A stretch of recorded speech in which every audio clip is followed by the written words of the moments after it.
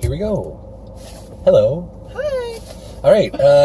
I'm in a car, episode number 30. I think this is it, with Emma Rogers here from United Way, and over like a general, amazing, community-oriented, totally involved human being. So making me blush. Thank you for being a part of the show. Thank you for having me. Yeah, it's my pleasure.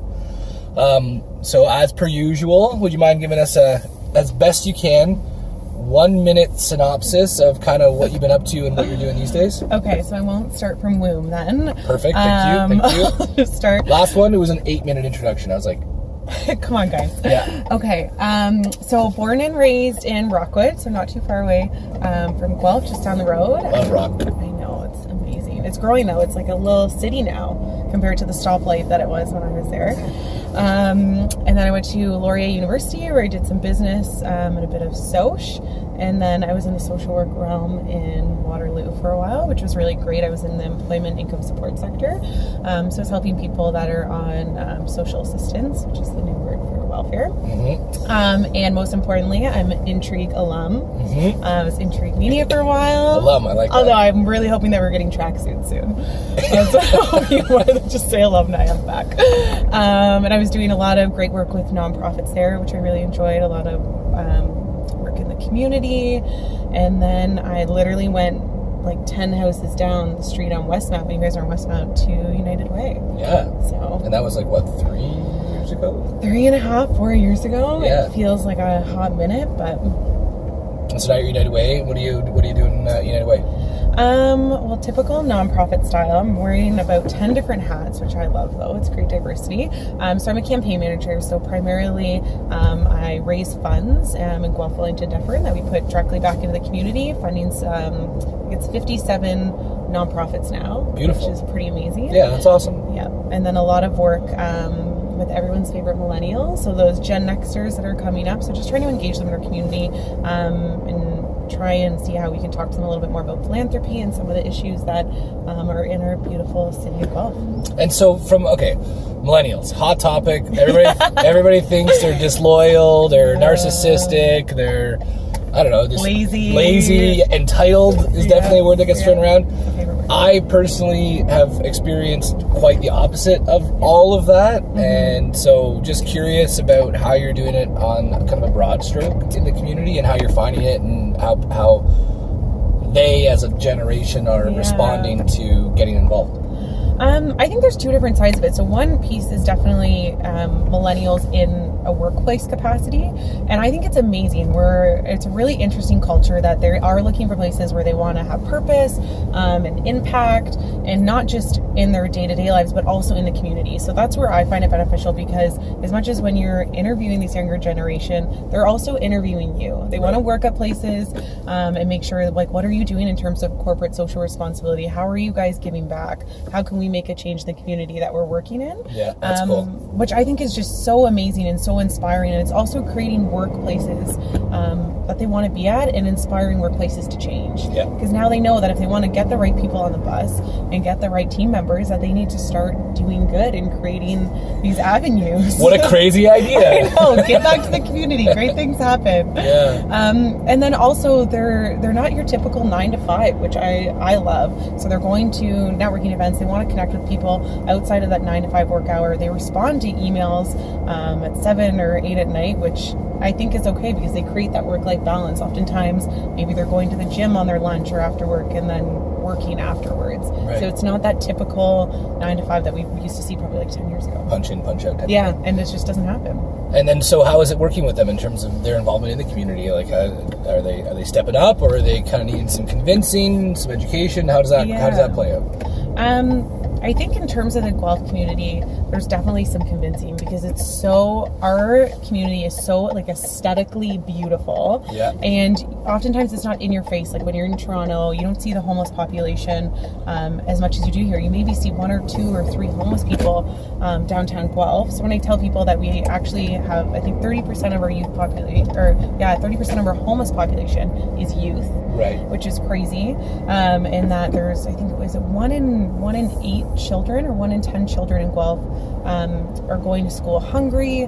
That 7% of our senior population actually lives below the poverty line. Crazy. Which is so crazy. And I think that because our community does such a great job of working together and it being so hidden almost, right, that's the barrier of teaching this younger generation about that we do need you in the community. It's not a finished cause. There's actually a lot of work that we need to do. Yeah. But once you show them that and you bring people to these nonprofits, you have them hear from someone who's living in poverty, it's a no-brainer, and they get involved and they dive in however they can. So it's not about convincing them to get involved, it's convincing them that there is an issue. Mm-hmm. And showing them. Yeah. And then that's a trend that's being experienced all over the world right now. That demographic from basically 15 to 35, they need to see it. They need to see what's going on and how they can actually make the impact. Cool. Mm-hmm. I guess that's probably where Give Some's having a little bit of traction right now. That whole idea of give a little, see the good, right? Oh my goodness. Give Some is absolutely genius. We've been chatting with them a bunch because it's also in small increments, so you can kind of spread your wealth where you're creating change.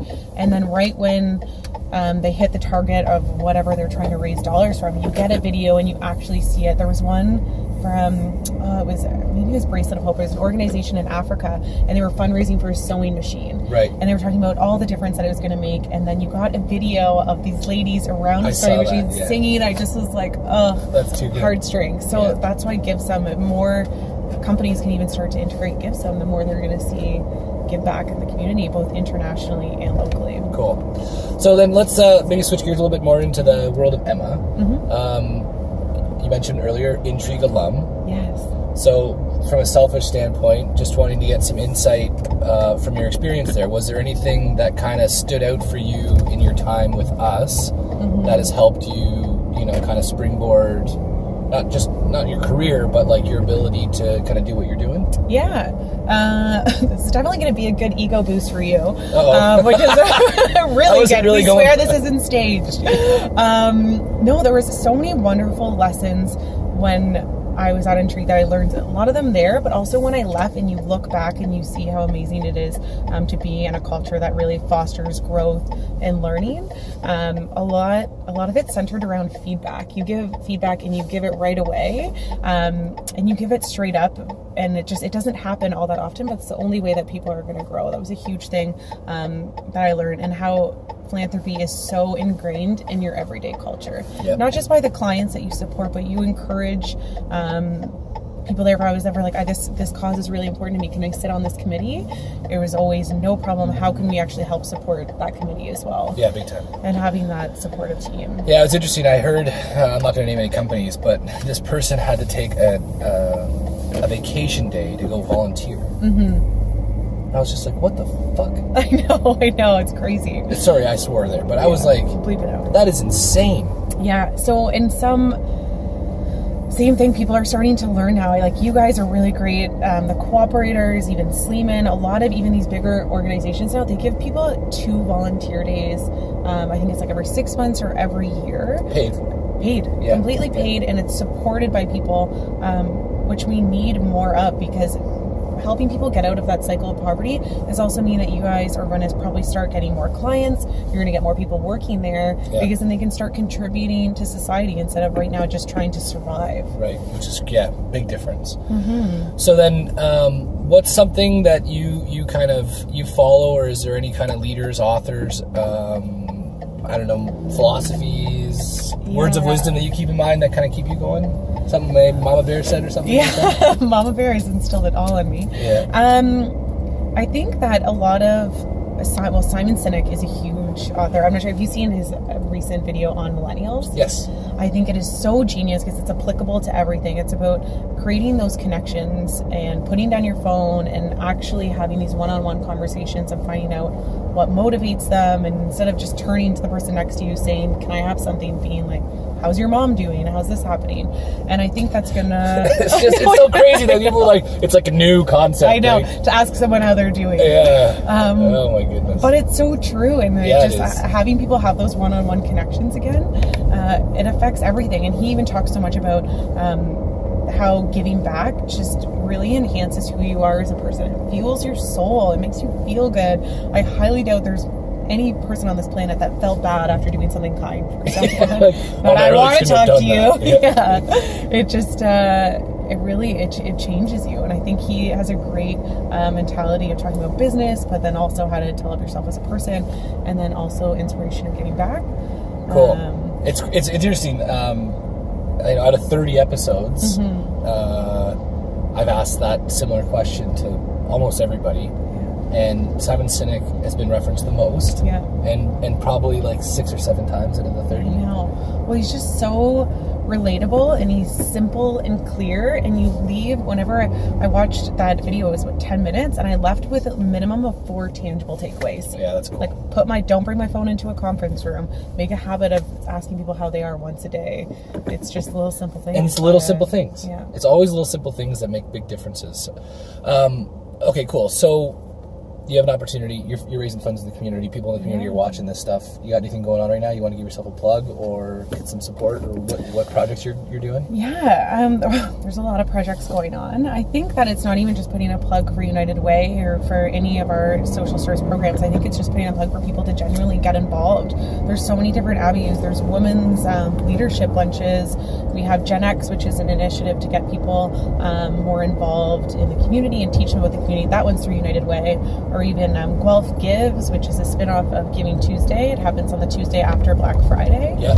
And we just want people to genuinely start talking about the good that they're doing in the community. Okay, cool. So let's step back and go to that first one, Women's Leadership Lunch. Yeah. What is it? How do people figure it out? Yeah, so Women's Leadership Lunch is something that we started in conjunction with RLB this year. Right now it's about a group of 30 women in our community, and happens the second Tuesday of every single month at RLB. And we have a speaker come in, and we just talk about various issues in the community, or people are just genuinely educating us about health and wellness, but finding more of an intimate place for women to get together and just chat and grow and learn from each other.